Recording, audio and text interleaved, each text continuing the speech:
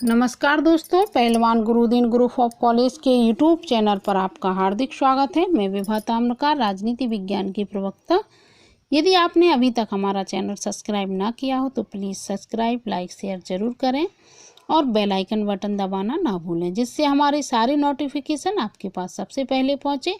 आइए दोस्तों, हम पढ़ाते हैं आज लोक कल्याणकारी राज्य की धारणा। लोक कल्याणकारी राज्य कैसे बने, कैसे इनका विकास हुआ, इनसे संबंधित जानकारी हम आपको देंगे कि लोक कल्याणकारी राज्य का तात्पर्य एक ऐसे राज्य से होता है जिसके अंतर्गत शासन की शक्ति का प्रयोग किसी एक वर्ग विशेष के कल्याण हेतु नहीं वरन संपूर्ण जनता के कल्याण के लिए किया जाता हो। कोई एक वर्ग नहीं बल्कि सारी जनता इसमें आ जाती है, सभी का कल्याण लोक कल्याणकारी राज्य होता है। इस रूप में लोक कल्याणकारी राज्य का विचार कोई नया नहीं है। भारत में यदि हम देखें तो प्राचीन काल में जो राम राज्य की जो धारणा प्रचलित थी वह एक ऐसे राज्य का ही प्रतीक है जिसके अंतर्गत प्रत्येक व्यक्ति के व्यक्तित्व का स्वतंत्र रूप से सर्वगुण विकास करने का प्रयत्न किया गया था। यदि हम प्राचीन में देखें, अपना इतिहास देखें तो राम राज्य एक ऐसे ही राज्य की कल्पना थी। कल्पना क्या, साक्षात्कार उसमें था कि सभी व्यक्तियों का विकास उसमें संभव था। भारतीय राजनीतिक विचारकों ने राजपथ के देवी उदय का प्रतिपादन किया है, लेकिन इसके साथ ही उन्होंने नरेशों के कर्तव्यों की विस्तृत विवेचना की है और उनका मूल विचार है कि राजा के द्वारा सभी कार्य लोक कल्याणकारी दृष्टि से ही किए जाने चाहिए। हम महाभारत में देखें, पारशर की स्मृति देखें, मनु और याज्ञवल्क्य के आदि के विचारधारा में यह बात स्पष्ट देखी जा सकती है। उदाहरण में हम वेद व्यास ने, जैसे वेद व्यास जो महाभारत के रचयिता हैं, वेद व्यास ने महाभारत में कहा था कि जो नरेश अपनी प्रजा को पुत्र के समान समझकर उसकी चहुमुखी उन्नति का प्रयत्न नहीं करती है वह नरक में जाती है, वह राजा नरक में का भोगी होता है।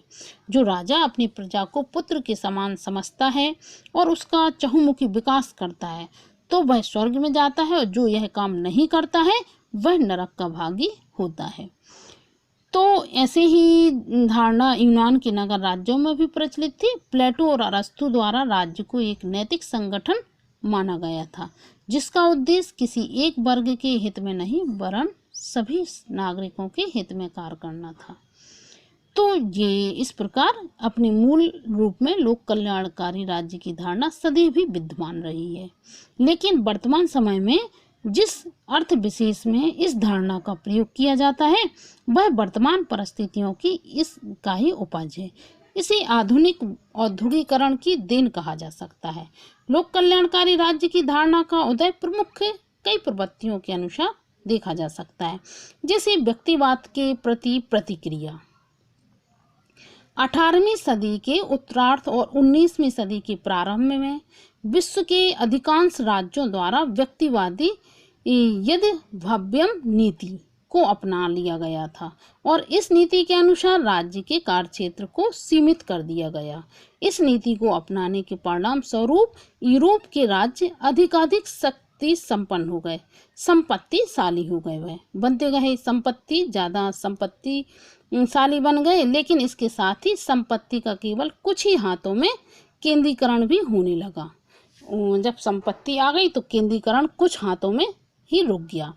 एक ओर तो अत्यधिक संपत्तिशाली वर्ग उत्पन्न हो गया और दूसरी ओर एक ऐसा श्रमिक वर्ग था जिसके पास अपनी क्षमता से अधिक कार्य करने पर भी जीवन के साधन नहीं थे। एक पूंजीपति हो गया और एक श्रमिक वर्ग में बढ़ गया है। ऐसी स्थिति में बहुसंख्यक जनता में विद्यमान व्यवस्था के प्रति असंतोष उत्पन्न हो गया। तो बुद्धिजीवियों के एक बड़े भाग द्वारा यह मांग की गई कि राज्य के द्वारा अपने बहुसंख्यक वर्ग की दुर्दशा एक शांत दर्शक के रूप में देखने के बजाय स्थिति में सुधार करने के लिए सक्रिय कदम उठाए जाए।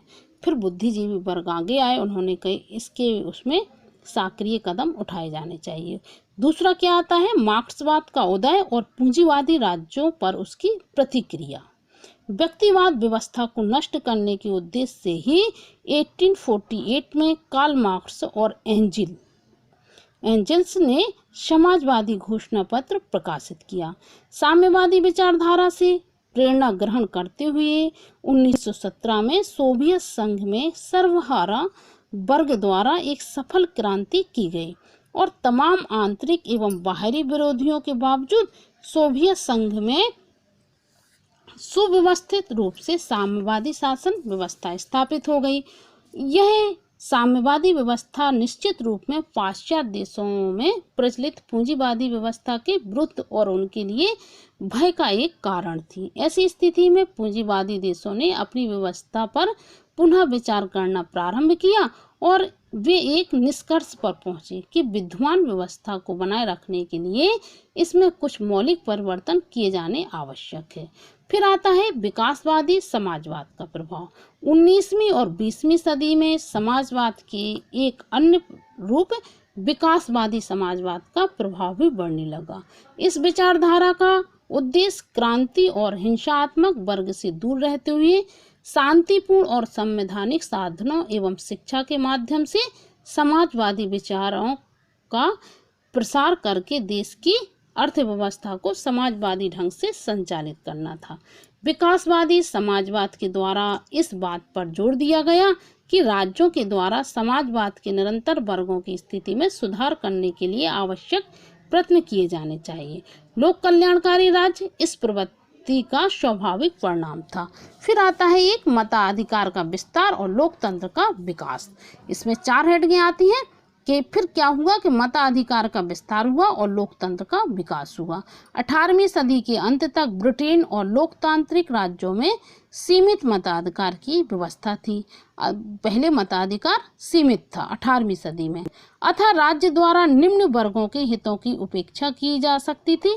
लेकिन 1832 के सुधार कानून से ब्रिटेन में मताधिकार का विस्तार होने लगा और 20वीं सदी में भारत आदि राज्यों में वयस्क मताधिकार को अपना लिया था।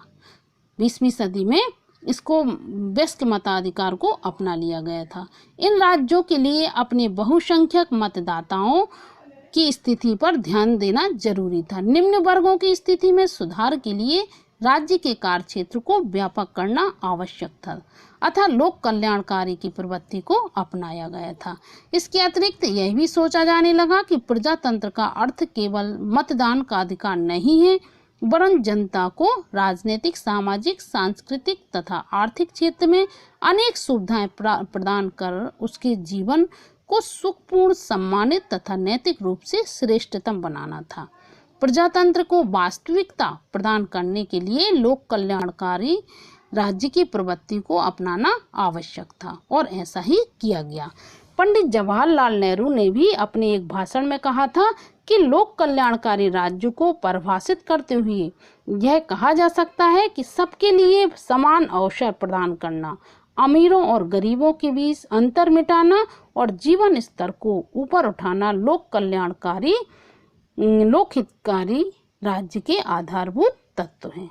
आशा करती हूँ दोस्तों को आज आपको ये लोक कल्याणकारी राज्य भी समझ में आ गया होगा। लोक कल्याणकारी राज्य की क्या धारणा है, इससे संबंधित बहुत सारी जानकारी हमने आपको दी है।